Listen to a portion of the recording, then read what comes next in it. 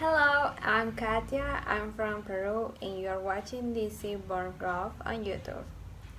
Okay, all. As of May of this year, I did a story on Parque Lleras and where are the ladies since they closed up certain entrances and restricted the accessibility to it. This is going to be an update story. Follow along. You're watching DC Born Rob, erasing borders.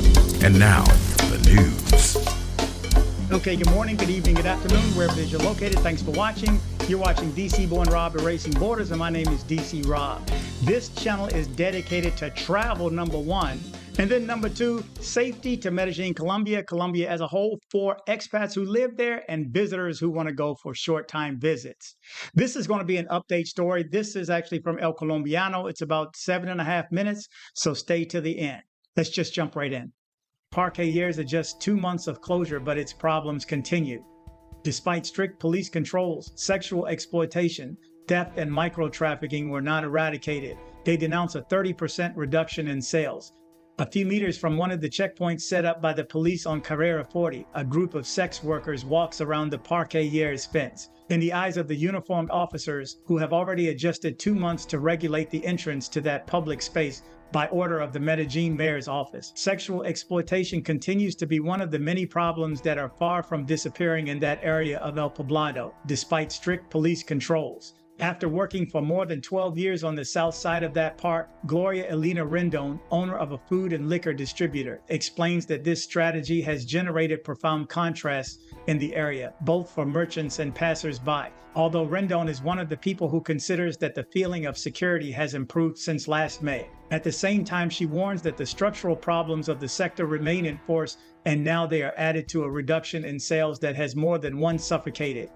Regarding the phenomenon of sexual exploitation, Rendon warns, for example, that although the authorities promised to eradicate it, in recent weeks the controls seem to have stopped working. After 4 in the afternoon, according to other merchants, the park fills up with sex workers looking for tourists, who at the same time continue to come there to pay for their services. They keep coming in anyway. What mechanism do they use? I don't know. Perhaps before they close at 4 p.m. in the afternoon, they go in and disguise themselves, because one sees them from here to there at night, she warns. In a tour last Thursday, it was possible to verify that both outside and inside the device set up by the police, sexual exploitation continues to overwhelm.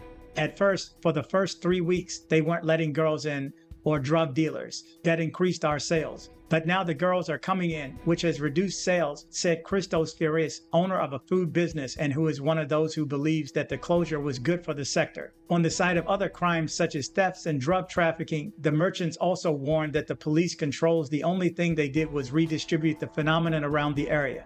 Although a sense of security prevails within the fence for many of the merchants consulted, the drama now is that when leaving it, the criminals continue to prowl in search of victims. According to the merchants, after finishing their day, the mere fact of taking a transport is cause for anxiety. Added to these two problems, Rendon adds, is added that the strict controls have also resulted in economic losses for many. We have many clients because we supply many establishments here and in Provenza. However, the transit agents are very intransigent, denounces the merchant, explaining that since the siege by the authorities began, they often restrict the entry of cargo vehicles, causing the delivery of orders to be delayed. That has reduced our sales by 30%. Thank God there have been events that attract people and reactivate sales. But most of the time there are more problems, he reproaches. The closure of Parque Lleras, which started on May 3rd, is part of a strategy undertaken by the Medellin mayor's office this year in which circulation to various public spaces in the city began to be controlled by the police.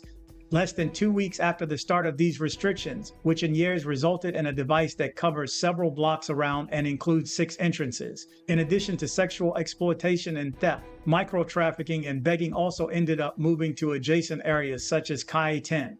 In this last corridor, substances such as marijuana, cocaine, and tusi are sold out loud. Likewise, the place has become a point where members of indigenous communities and begging conditions have settled.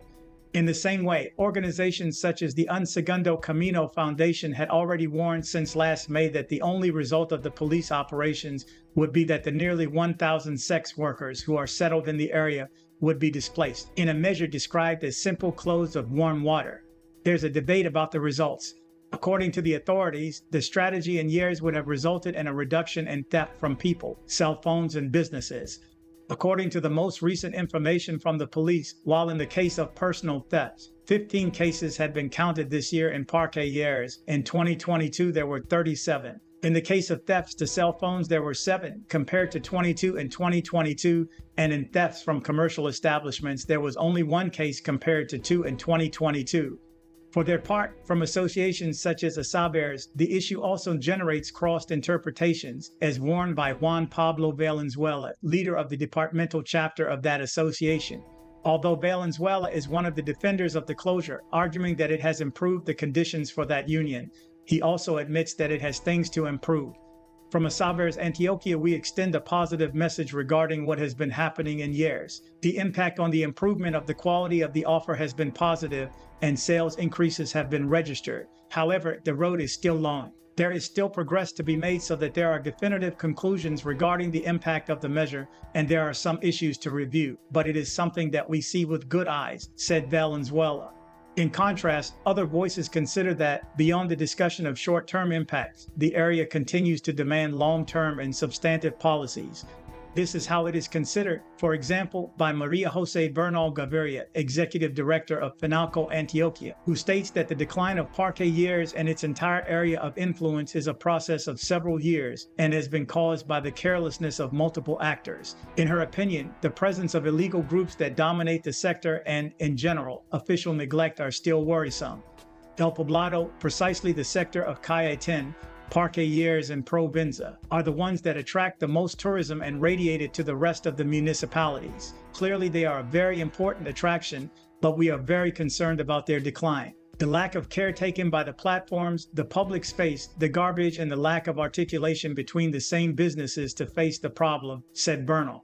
We need to take really structural measures and prevent this phenomenon from repeating itself in other sectors of the city that are also presenting strong tourism dynamics, added the director.